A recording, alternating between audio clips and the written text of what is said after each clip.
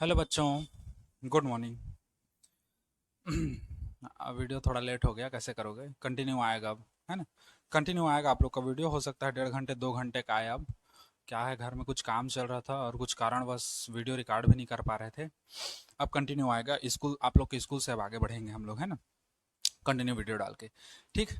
चलिए आज हम लोग चालू करते हैं विद्युत के बारे में, विद्युत ऊष्मा वगैरह के बारे में, है ना? वही सब छूटा था। ठीक, विद्युत ऊष्मा, विद्युत ऊर्जा, ये सब हम लोग का क्या है उसको देखते हैं। आज हम लोग ही देखेंगे विद्युत ऊर्जा। विद्युत ऊर्जा, इलेक्ट्रिक एनर्जी। क्या होता है विद्युत ऊर्जा? देखो, what is a electric energy, है ना? हम लोग देखेंगे। अब देखो विद्युत ऊर्जा होता क्या है, मैं आराम से तुम लोग को समझाता हूँ। चित्र के अनुसार समझो। हम लोग क्या किए थे, एक चालक लिए थे, है ना? एक चालक लिए थे और इस चालक को हम लोग क्या कर दिए थे, एक उच्च विभव वाले बैटरी से हम लोग क्या कर दिए थे, जोड़ दिए थे प्लस माइनस से। यहाँ से देखो, ऐसे करके ये प्लस हो गया और ये क्या हो गया, माइनस हो गया। तो जब हम लोग एक चालक को बैटरी से जोड़े थे तो क्या हुआ था, इस चालक के अंदर वैद्युत क्षेत्र स्थापित हो गया था, है ना? इस चालक के अंदर क्या हो गया था, वैद्युत क्षेत्र स्थापित हो गया था। इस डायरेक्शन में देखो, ये ई है, इस डायरेक्शन में वैद्युत क्षेत्र स्थापित हो गया था। मान लो चालक की लंबाई एल थी, सेम पहले जैसा माने थे वैसी, है ना? जब किसी चालक को उच्च विभव वाले बैटरी से जोड़ा जाता है तो उस चालक के अंदर हम लोग का क्या उत्पन्न हो जाता है, वैद्युत क्षेत्र ई उत्पन्न हो जाता है। तब यहाँ पर जो इलेक्ट्रॉन होते हैं, ये चालक की लंबाई के अनुदिश इस दिशा में गति करते हैं। और जब इस दिशा में गति करते हैं तो इनके मार्ग में आने वाले जो धन आयन है, मान लो ये धन आयन है ना? ये धन आयन है, ये धन आयन है, ये धन आयन है, ऐसे करके। तो मार्ग में आने वाले जो इलेक्ट्रॉन जो है वो एक निश्चित दिशा में गति करते हैं। मतलब निश्चित दिशा मतलब इस ओर, इस डायरेक्शन में। तो जो मार्ग में धन आयन आते हैं, इससे ये इलेक्ट्रॉन क्या करते हैं, टकराते हैं, है ना? इससे क्या करते हैं, इलेक्ट्रॉन टकराते हैं। और टकराने के बाद अपनी ऊर्जा को क्या कर देते हैं, वो खो देते हैं। टकराने के बाद अपनी ऊर्जा को क्या करते हैं, वो खो देते हैं। ये जो ऊर्जा है, टकराने के बाद ये जो ऊर्जा खोए हैं वो, वही ऊर्जा उनको कहां से प्राप्त होती रहती है, लगातार बैटरी से प्राप्त होती रहती है। और इसी को हम लोग क्या कहते हैं, वैद्युत ऊर्जा कहते हैं। समझ गए? तो क्या है वैद्युत ऊर्जा? जब किसी हम लोग ऐसा कह सकते हैं, जब किसी चालक को किसी बैटरी से जोड़ा जाता है तो चालक के अंदर वैद्युत क्षेत्र स्थापित हो जाता है ना? जिसके कारण इलेक्ट्रॉन एक निश्चित दिशा में गति करते हैं।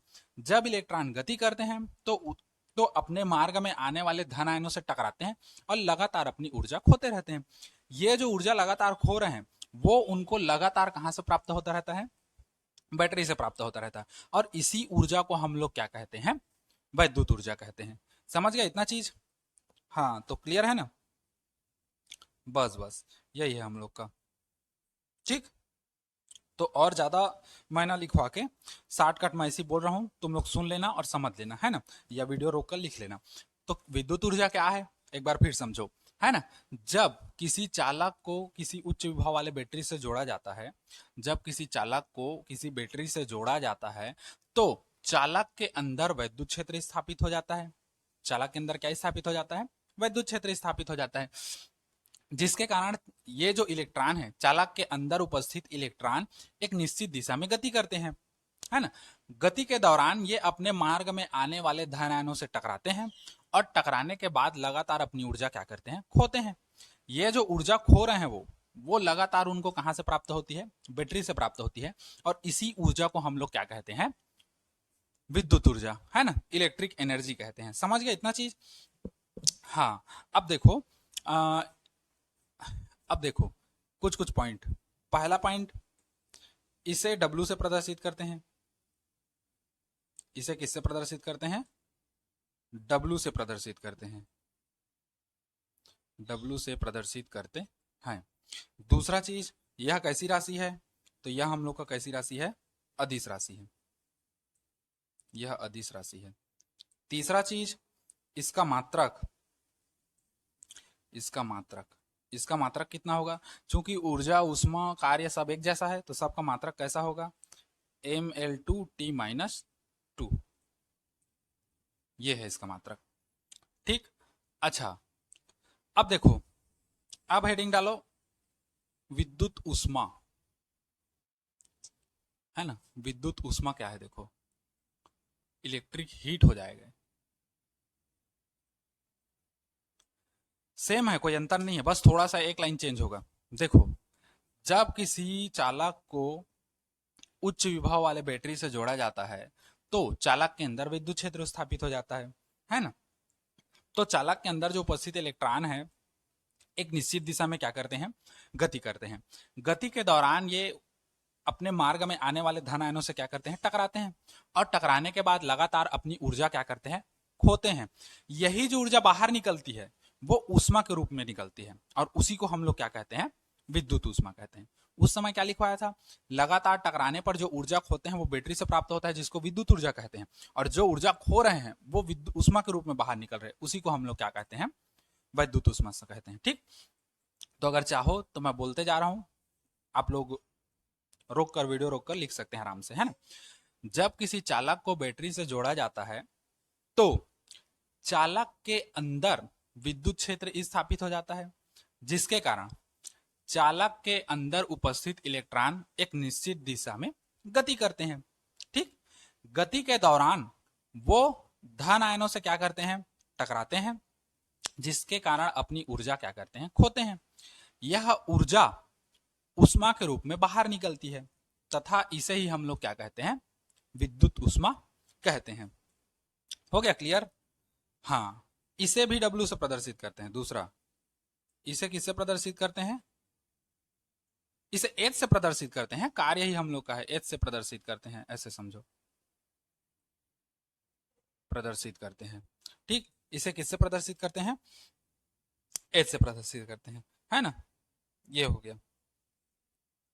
ठीक, अच्छा, अब समझो, एक चीज समझो, या W से प्रदर्शित करते हैं करके लिखोगे तब भी चल जाएगा, जैसा भी करो। हम जानते हैं, देखो यहीं से देखो, हम जानते हैं, क्या क्या जानते हैं।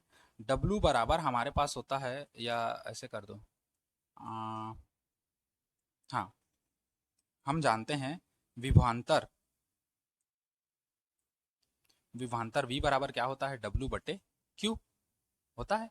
यदि W का मान निकालोगे तो कितना हो जाएगा बच्चे लोग, V बटे Q, sorry V into Q, V into क्या हो जाएगा, Q। ये, इसको मानते हैं समीकरण क्या, एक। अब आगे देखो, परंतु हमको पता है, परंतु पता है हम लोग को कि Q बराबर क्या होता है, I इंटू टी। कौन से सूत्र से, तो तुम लोग को पता होगा धारा का, I बराबर क्या होता है, Q बटे टी। आवेश और समय के अनुपात को क्या कहते हैं हम लोग, धारा। आवेश प्रवाह की दर को धारा। Q का मान निकालोगे तो टी का इधर गुणा कर देना, तो आई टी हो जाएगा। Q बराबर, तो Q बराबर आई टी हो गया। यहीं पर मान लग दो समीकरण एक से, तो W बराबर हो जाएगा V इंटू आई इंटू टी। ये हो गया, इसको माने समीकरण कौन सा, 2। ठीक, अब समझो, ये हो गया। अच्छा, अब या परंतु कर दो, परंतु ओम भैया के नियम से, ओम के नियम से हमको क्या पता है, V बराबर आई आर होता है। यहीं पर मान को रख दो, V का मान क्या रखोगे, I R into I into क्या है, टी है। तो W बराबर हो जाएगा हम लोग का, आई आई का गुणा करोगे तो I square into R into T. ये हो गया समीकरण कौन सा, तीसरा। समझे बच्चा लोग। अब देखो पुनः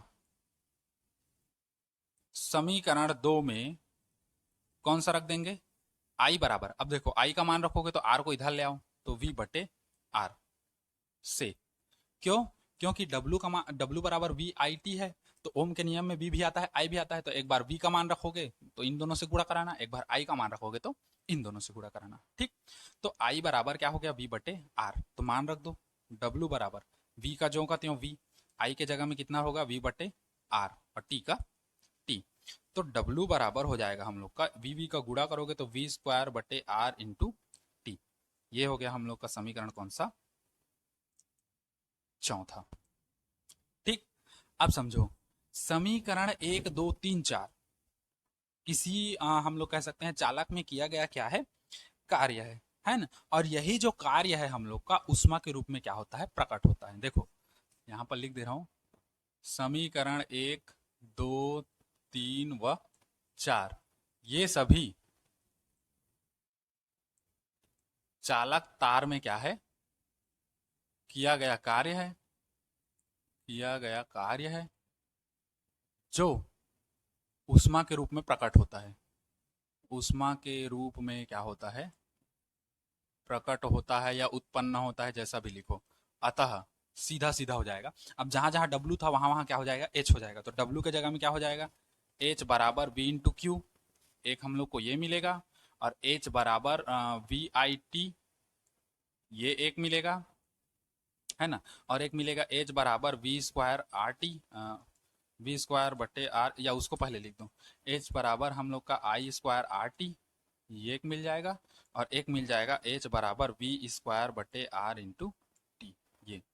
ये चारों हम लोग का उष्मा का रूप है। इसमें इसको जानना ज़्यादा जरूरी है, इसको इसको याद रखना, है ना। इससे हम लोग का बनता है एक चीज़। ठीक, चलिए नोट करिए इसको, फिर आगे बढ़ते हैं हम लोग, है ना। नोट करिए। चलिए अब थोड़ा सा आगे देखते हैं हम लोग इसी में, है ना।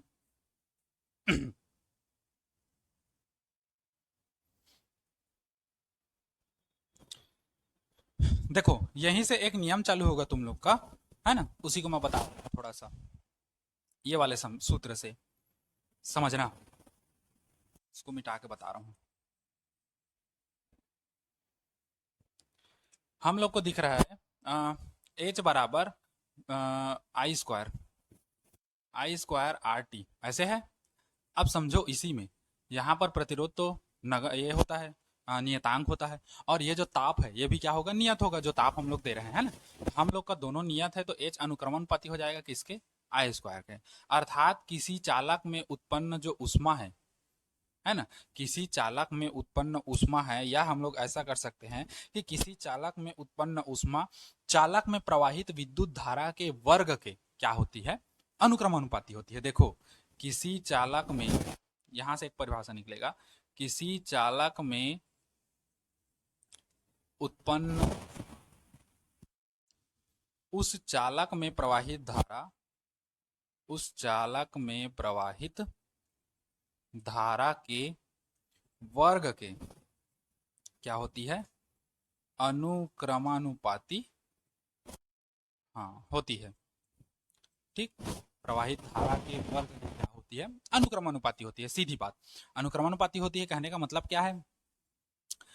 अच्छा देखो, यदि अनुक्रमानुपाती होती है मतलब उसका आई का मान बढ़ाओगे तो एच का मान भी बढ़ेगा। अनुक्रमानुपाती का मतलब वही हुआ था, है ना। और एक ही चालक तार के लिए हम लोग का आर कांस्टेंट रहेगा, और क्या होगा, हाँ वो भी कांस्टेंट होगा। अब देखो यहीं से देखो, यदि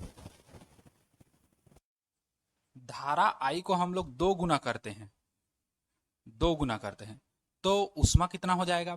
तो आई का मान दो रखोगे तो दो दो ने दो का वर्ग कितना हो गया, चार। तो एच कितना हो जाएगा, चार गुना, मतलब उष्मा चार गुना ज्यादा निकलेगी। यदि धारा आई का मान तीन गुना करते हैं तो उष्मा कितनी निकलेगी। तो आई का मान तीन रखे हो तो तीन का वर्ग कितना, नौ। तो उष्मा कितना हो जाएगा, नौ गुना। यदि धारा का मान तुम लोग चार गुना करते हो तो उत्पन्न उष्मा कितना होगा, तो चार रखोगे तो चार का वर्ग 16, तो ये 16 गुना होगा। देखो यही है, यदि किसी चालक में प्रवाहित धारा का मान दुगुना कर दिया जाए तो उस पर उत्पन्न उष्मा का मान कितना होगा, तो वो चार गुना हो जाएगा। वाइवा में पूछ देते हैं कभी कभी, ये याद रखना, छोटे छोटे चीज है। ठीक, इसी सूत्र से, ये वाले सूत्र से, ये वाले, इसी वाले सूत्र से। ठीक, चलिए इसको नोट करिए फिर आगे बढ़ते हैं हम लोग। नोट करिए फिर आगे बताता हूँ।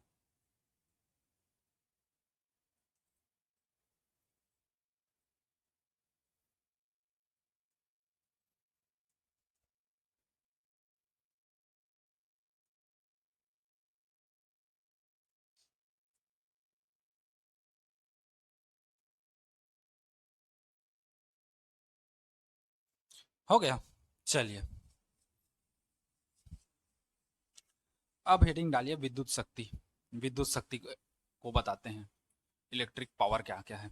ठीक, तीन परिभाषा बताऊंगा, तीन में से तुम लोग कोई भी दो दे सकते हो, है ना। क्योंकि जानते हो इसमें 3 नंबर का एक प्रश्न आना है और 2 नंबर का दो प्रश्न, टोटल 7 नंबर का आना है। ठीक, अब हेडिंग डालो विद्युत शक्ति।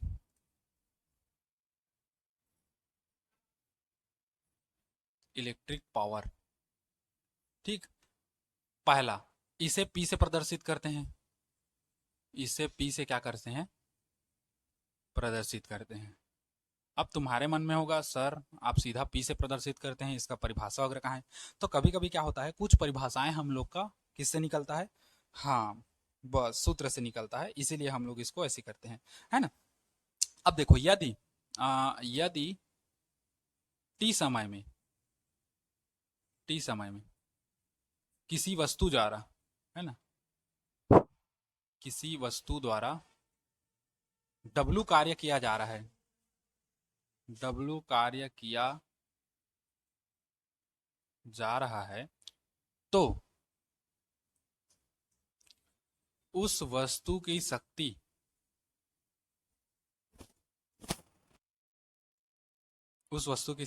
P बराबर होगा W बटे T, है ना। यदि P बराबर 1 सेकेंड कर दें तो P बराबर कितना हो जाएगा, W के होगा। T बराबर कितना कर दें, 1 सेकेंड कर दें तो P बराबर क्या हो जाएगा, W के। अर्थात यहां से एक परिभाषा हम लोग का और निकलेगा। क्या परिभाषा निकलेगा, किसी विद्युत यंत्र में, या हम लोग कह सकते हैं किसी वस्तु द्वारा, है ना, किसी वस्तु द्वारा एक समय में, एकांक समय में, है ना, इसको एकांक मानते हैं, किसी वस्तु द्वारा एकांक समय में किए गए कार्य को ही क्या कहते हैं, उसकी शक्ति कहती हैं, है ना, शक्ति कहते हैं। तो किसी वस्तु द्वारा या किसी विद्युत संयंत्र, जो भी लिख लो, है ना तुम लोग, मैं वैसे नहीं बता रहा हूं, मैं परिभाषा लिखवाता हूं, किसी वस्तु द्वारा एकांक समय में, किए गए कार्य को, कार्य को उस वस्तु की क्या कहते हैं, शक्ति कहते हैं।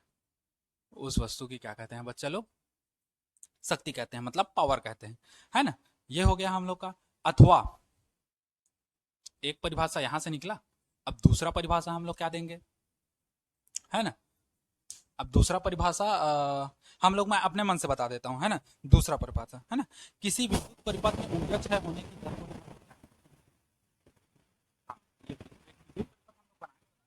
बस किसी विद्युत परिपथ में ऊर्जा क्षय होने की दर को क्या कहते हैं, विद्युत शक्ति कहते हैं। एक परिभाषा और लिख सकते हो, किसी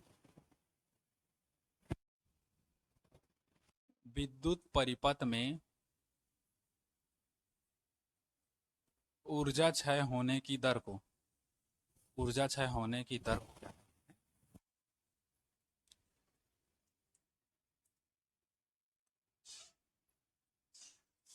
विद्युत शक्ति कहते हैं। समझ गए, किसी विद्युत परिपथ में ऊर्जा क्षय होने की दर को ही हम लोग क्या कहते हैं, विद्युत शक्ति कहते हैं। या एक और लिख सकते हो, किसी विद्युत परिपथ में धारा प्रवाहित करने पर कार्य होने की दर को हम लोग क्या कहते हैं, विद्युत शक्ति कहते हैं। किसी भी परिपथ में तुम लोग धारा प्रवाहित कर रहे हो और अगर उसमें कार्य हो रहा है तो हम लोग उसको क्या कहेंगे, विद्युत शक्ति कहेंगे। ठीक, तो ज्यादा डिटेल हम लोग नहीं जाते, बस इतना ही हम लोग जानकर इसको क्लोज कर देंगे, इतना में, है ना। अच्छा, इसका मात्रक वगैरह देखोगे तब तो पता चलेगा। हाँ, मात्रक तो देखना जरूरी है ना। अच्छा देखो, पहला, यह कैसी राशि है, तो यह अदिश राशि है ना। दूसरा, क्योंकि कार्य कैसी है, अदिश राशि है।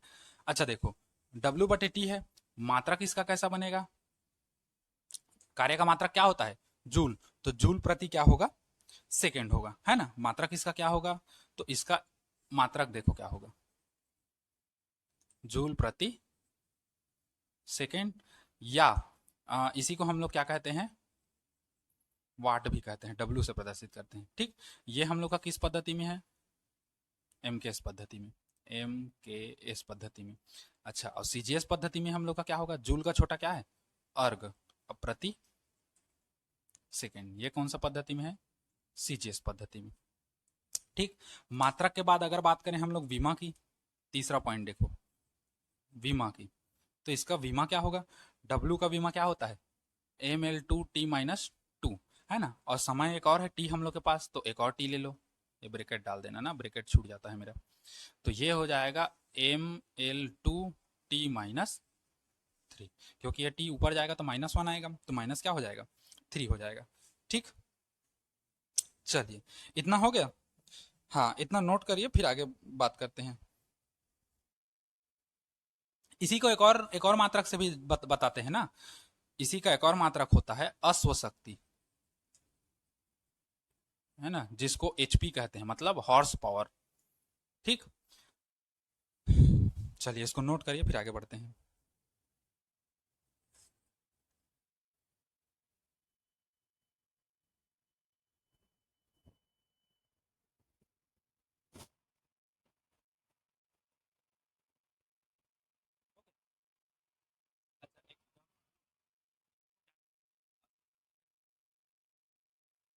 शक्ति कहते हो ना।